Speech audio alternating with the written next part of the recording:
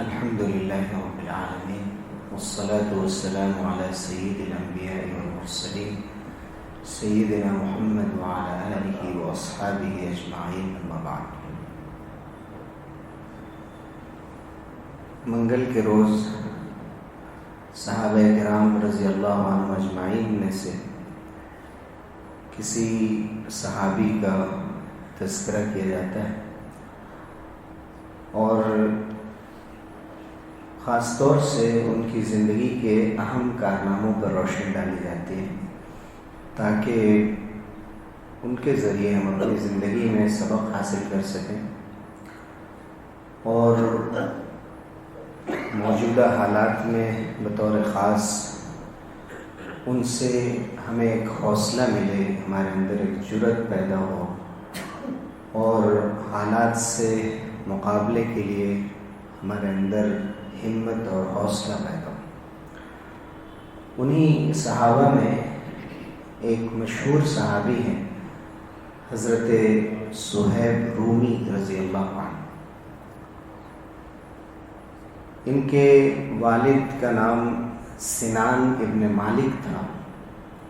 جو عرب کے ہی ایک قبیلے بنو نمیر سے تعلق رکھتے تھے۔ والدہ ان کی سلمہ بنت قعید کہلاتی تھی، وہ بھی عرب کے ہی ایک قبیلے سے تعلق رکھتی تھی، بنو تیم سے، چونکہ قبیلوں سے ہر ایک کا تعلق ہوتا تھا۔ لیکن ان کے والد اور ان کے چچا لبید، یعنی والد کا نام سنان ابن مالک تھا، سنان اور لبید یہ دونوں کسریٰ کے زمانے میں، یعنی پرشین امپائر کا زمانہ تھا، عراق میں ایک جگہ تھی جسے ابلہ کہتے تھے، اس علاقے کے گورنر تھے ان کے والد اور ان کے چچا۔ ان دونوں کو عامل بنا کر وہاں بھیجا گیا تھا ایرانی مجوسی حکومت کی جانب سے۔ موصل عراق کا مشہور علاقہ ہے، وہاں سے قریب تھا یہ علاقہ۔ اس سے یہ معلوم ہوتا ہے کہ حضرت صہیب رومی اس لیے نہیں کہلاتے ہیں کہ وہ اصلاً رومی تھے اور رومن قوم سے ان کا تعلق تھا، بلکہ تھے اصلاً عرب قبیلوں سے، لیکن ان کی پیدائش عراق میں ہوئی تھی چونکہ ان کے والد اسی علاقے میں تھے۔ اور ایک موقع سے جب حضرت صہیب اپنے گھر والوں کے ساتھ سیر و تفریح کے لیے کہیں گئے ہوئے تھے، پکنک پہ گئے ہوئے تھے، اچانک جو بازنطینی سلطنت تھی رومن امپائر کی طرف سے وہاں پر حملہ ہوا، چونکہ یہ ایرانی عامل تھے اور اسی علاقے میں تھے۔ پرشین امپائر اور رومن امپائر میں بھی آپس میں ہمیشہ مقابلہ رہتا تھا، تو اس علاقے میں جو ایرانیوں کے ماتحت آتا تھا وہاں پہ رومیوں نے حملہ کر دیا اور اس حملے میں بہت سے لوگوں کو غلام بھی بنا لیا۔ اس میں حضرت صہیب کو بھی غلام بنایا۔ حضرت صہیب رضی اللہ عنہ کو اسی لیے رومی کہا جاتا ہے، یعنی اصلاً یہ تھے عرب قبیلے کے، عراق میں رہتے تھے، لیکن عراق پر جب حملہ ہوا اور ان کو روم لے جایا گیا تو وہاں یہ اس وقت مشکل سے 5 سال ان کی عمر ہوگی، چونکہ ان کی پیدائش 587 عیسوی کی ہے، یعنی حضور اکرم صلی اللہ علیہ وسلم کی پیدائش کے 16-17 سال بعد کی، اور 591 عیسوی میں تقریباً یہ واقعہ پیش آیا تھا۔ تو اس وقت حضرت صہیب ان لوگوں کی کسٹڈی میں رہے اور ایک غلام کی حیثیت سے ان کو بھیج دیا گیا۔ ایسے ہی ہوتا تھا غلاموں کے ساتھ کہ ایک نے خریدا پھر اس نے کسی اور کو بھیج دیا، تو ایسے ہی کئی آقاؤں کے ہاتھ میں یہ بکتے رہے، یہاں تک کہ ایک قبیلہ تھا جس کا نام بنو کلب تھا، اس کے ایک شخص نے ان کو لا کر مکے میں بھیج دیا۔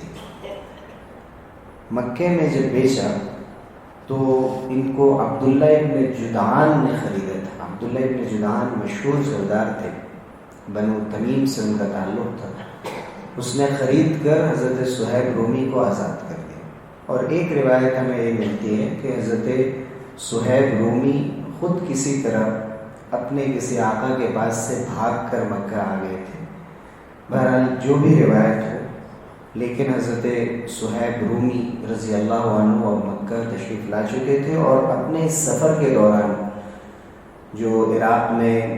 جو ان کا بچپن گزرا تھا اور اس کے بعد رومیوں کے ماتحت رہے، وہاں انہوں نے سنا تھا کہ ایک شخص نکلنے والا ہے عرب کی سرزمین پر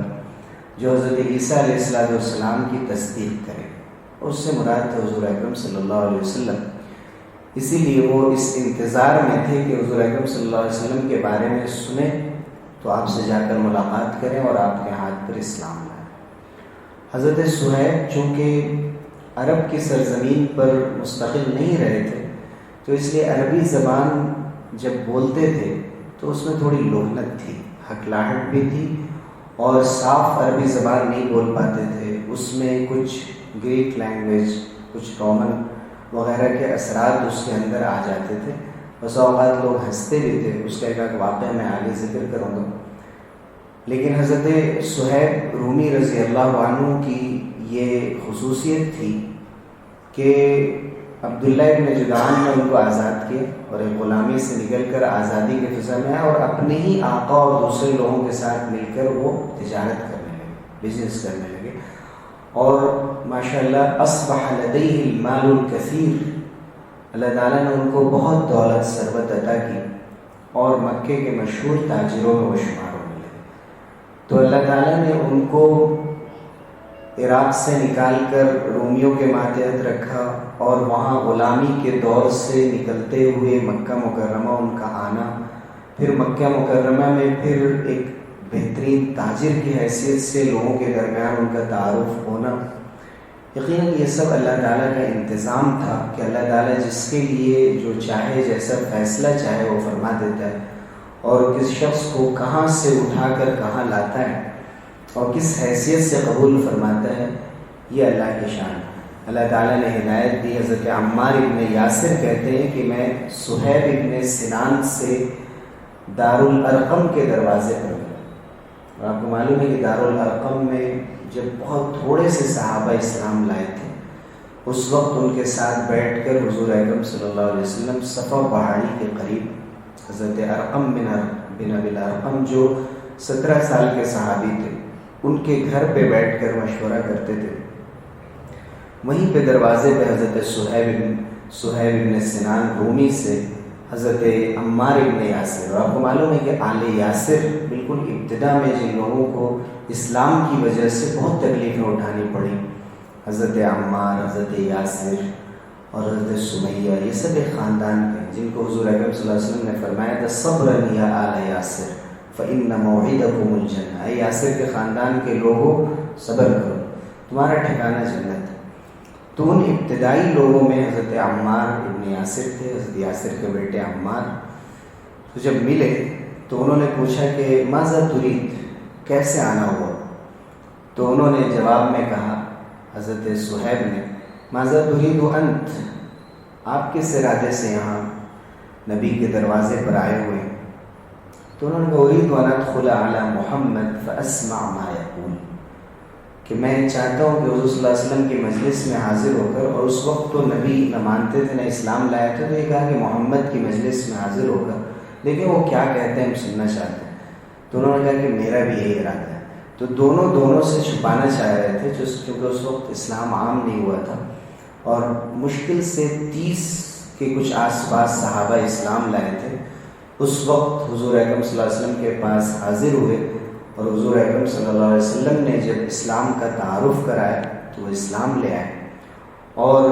اس وقت جب کہ چھپ کر لوگ اسلام پر عمل کر رہے تھے، حضرت صہیب نے لوگوں کے درمیان اعلان کیا اپنے اسلام کا۔ ان کی ایک حیثیت تھی اور ان کو کوئی نقصان اس درجے نہیں پہنچا سکا، لیکن جیسے حضرت بلال، جیسے حضرت عمار، حضرت یاسر، حضرت سمیہ اور اس قسم کے جتنے بھی صحابہ تھے، جیسے ان کو تکلیفیں اٹھانی پڑی تھی، حضرت صہیب کو بھی بہت سی تکلیفوں سے گزرنا پڑا، حضرت ابو امامہ رضی اللہ عنہ کی روایت ہے، فرماتے ہیں السباق اربع، 4 لوگ ہیں جو بہت آگے بڑھنے والے تھے۔ ایک تو انا سابق العرب، حضرت ابو امامہ نے اپنے بارے میں فرمایا کہ عربوں کے بیچ سے دیکھا جائے تو میں سب سے آگے تھا، یعنی عربوں کے بیچ میں جو آگے بڑھنے والے صحابہ تھے، حضرت ابو بکر، حضرت علی اور دوسرے صحابہ کرام، حضرت عثمان، ان میں بھی تھا۔ اور اگر رومیوں کی بات کی جائے، چونکہ حضرت صہیب کو لوگ رومی ہی قرار دیتے ہیں، اگرچہ میں نے بتایا کہ ان کے والدین اور دادا وغیرہ کی نسبت دیکھی جائے تو عرب سے ملتی ہے، رومیوں میں صہیب سب سے آگے تھے۔ وہ بلال سابق الحبشہ، اور حبشہ کے لوگوں میں دیکھیں تو بلال سب سے آگے تھے۔ وہ سلمان سابق الفرس، اور ایران کے لوگوں میں دیکھیں تو سب سے پہلے حضرت سلمان آگے نظر آئے۔ تو حضور صلی اللہ علیہ وسلم کے صحابہ میں جب مختلف علاقوں کے صحابہ کی حیثیت سے بات کی جاتی ہے تو رومی صحابی حضرت صہیب کو، حبشی صحابی حضرت بلال کو، اور فارسی صحابی حضرت سلمان کو قرار دیا جاتا ہے۔ ان میں مشہور لوگوں میں، ورنہ ایسے اور بہت سے صحابہ بعد میں جڑتے چلے گئے تھے۔ رسول اکرم صلی اللہ علیہ وسلم نے جب ہجرت فرمائی ہے مکے سے مدینے کی، تو حضرت صہیب چاہتے تھے کہ حضرت ابوبکر صدیق رضی اللہ عنہ اور حضور صلی اللہ علیہ وسلم کے ساتھ ہی نکلے، اسلام تو شروع میں ہی لا چکے تھے، لیکن مکے کے لوگوں نے عجیب و غریب ان کے ساتھ معاملہ کیا۔ انہوں نے کہا تم عراق اور روم اور پتہ نہیں کہاں کہاں سے مکے کے شہر میں آئے، یہاں تمہیں ہم نے پناہ دی، اتنی دولت تم نے اکٹھا کی، یہاں تجارت کی، اور اب یہاں سے راتوں رات نکلنا چاہتے ہو۔ بہت سے صحابہ نکلے تھے، لیکن حضرت صہیب کا جو ان کی شہرت تھی، ان کی لوگوں کے درمیان مقبولیت تھی، اس کی وجہ سے انہوں نے جانے نہیں دیا ان کو۔ حضرت صہیب نے کسی طرح کوشش کر کے اپنے کو مکے سے نکالنے میں جب وہ کامیاب ہو گئے تو قریش کے بڑے تیر انداز تیر لے کر ان کے پیچھے پیچھے نکل آئے، اور انہوں نے کہا یا معشر قریش،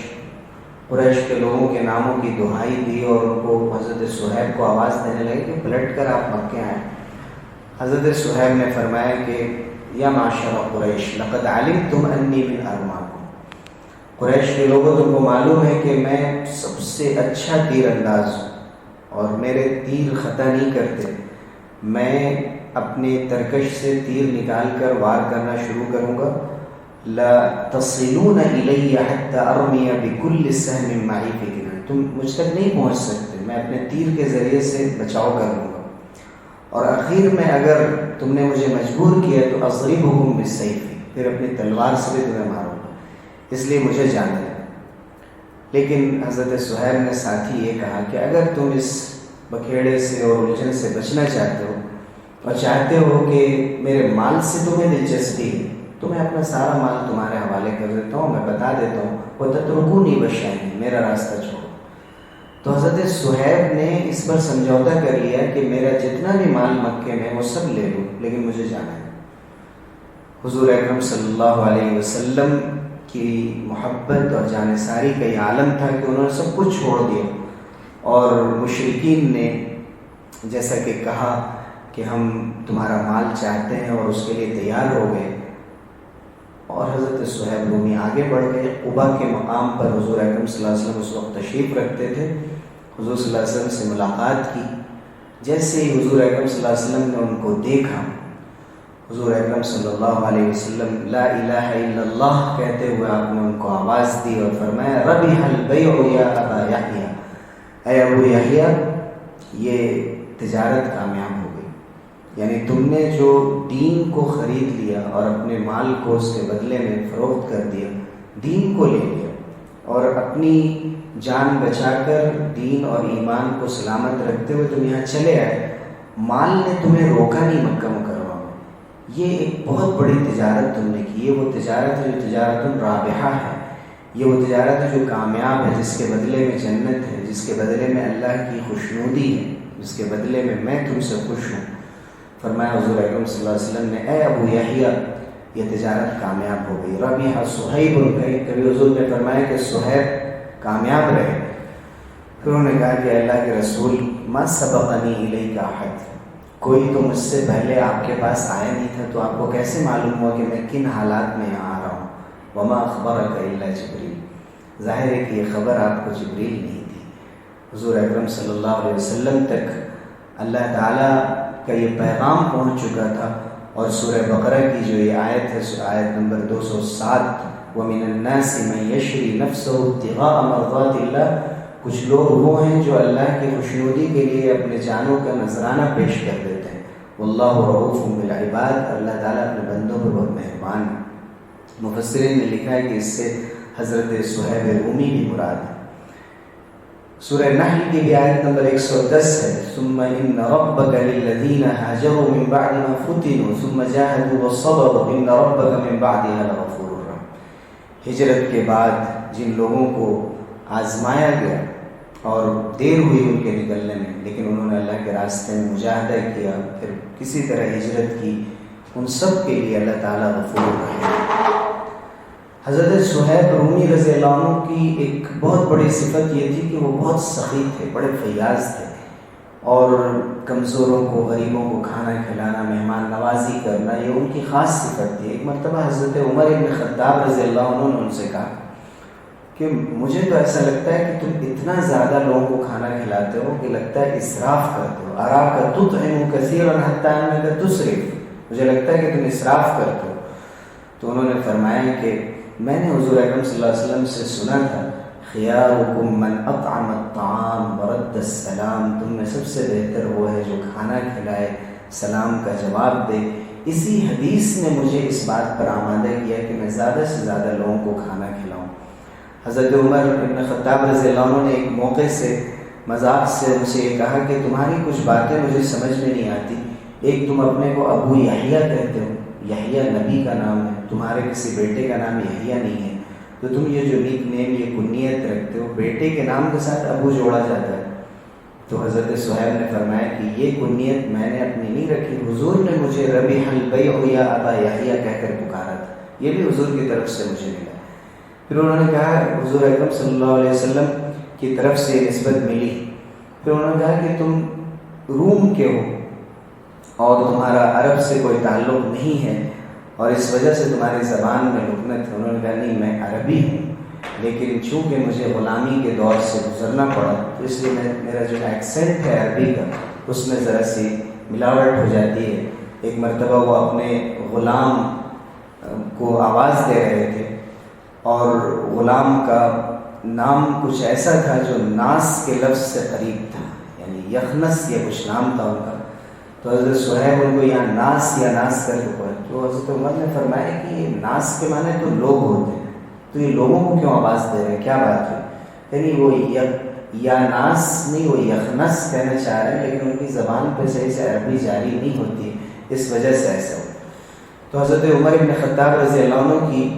ہر بات کا انہوں نے جواب دیا، اور بڑے بذلہ سنج تھے، پلے فل اور بہت ہی خوش مزاج، بہت ہی ہنسی مذاق کرنے والے۔ تو ایک موقع سے حضور اکرم صلی اللہ علیہ وسلم کھجوریں کھا رہے تھے، حضرت ابوبکر و عمر بھی وہاں موجود تھے، تو حضرت صہیب وہاں حاضر ہوئے اور کھجوریں کھانے لگے۔ تو حضرت عمر نے حضور صلی اللہ علیہ وسلم سے عرض کیا کہ اللہ کے رسول، ان کو آشوب چشم ہے، یعنی ان کی آنکھ آ گئی ہے، آنکھیں بالکل لال معلوم ہو رہی ہیں، پھنکی آئی ہے، اس کے باوجود یہ کھجوریں کھا رہے ہیں، اور کھجور اس میں نقصان دہ ہوتی ہے۔ تو حضرت صہیب نے فوراً کہا کہ اللہ کے رسول، میری ایک آنکھ آئی ہے، میری ایک آنکھ میں تکلیف ہے،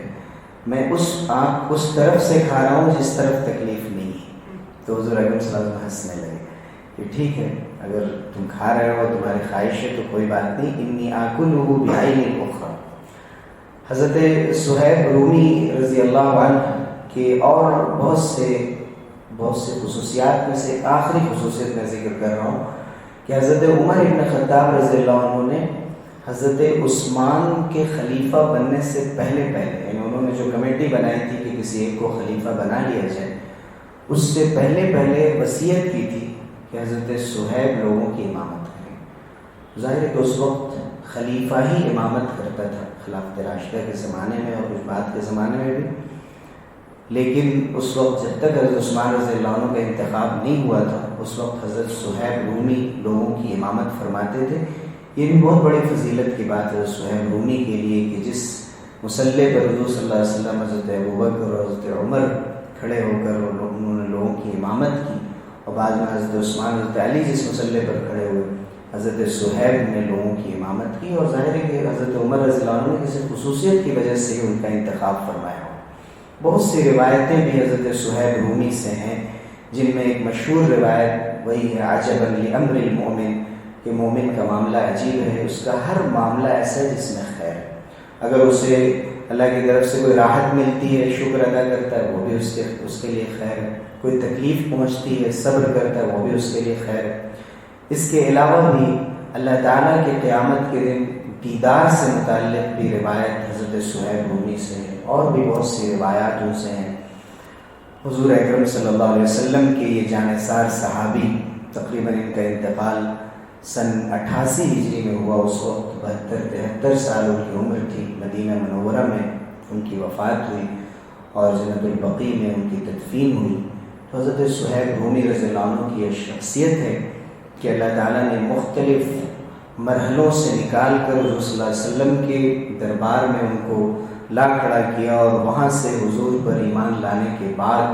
حضور اکرم صلی اللہ علیہ وسلم سے انہوں نے قرآن سیکھا، سخاوت سیکھی، اور زندگی کو اس طرح گزارنا سیکھا کہ جسے بہت مشکل نہ بنایا جائے اور بہت زیادہ سنجیدگی ایسی نہ پیدا کر دی جائے کہ انسان ہنسی مذاق کی بات نہ کر سکے۔ حضور صلی اللہ علیہ وسلم کی جو وہ سنت تھی اس کو بھی انہوں نے جاری رکھا، اور بہت سے مسائل کو جھٹکیوں میں حل کیا۔ بدر میں، احد میں، خندق میں اور مختلف غزوات میں بھی شریک رہے۔ تو حضور اکرم صلی اللہ علیہ وسلم کے صحابی جلیل کی ان خدمات کے تذکرے پر میں اکتفا کرتا ہوں۔ اللہ تعالیٰ ہمیں ان کے نقش قدم پر چلنے کی توفیق دے، اور پوری امت اور انسانیت کی طرف سے ان کو صلہ عطا فرمائے۔ آمین۔ وآخر دعوانا الحمد للہ۔